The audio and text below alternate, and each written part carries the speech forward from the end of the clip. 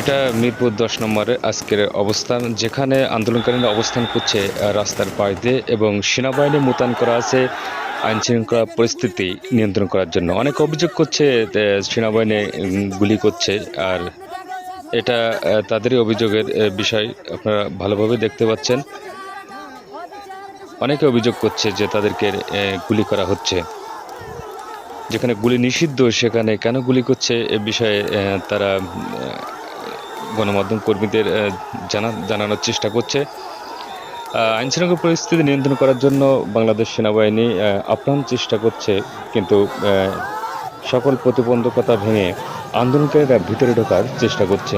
দুপক্ষে অবস্থান করছে আন্দোলনকারী, এবং আছে সরকার দলীয় লোক।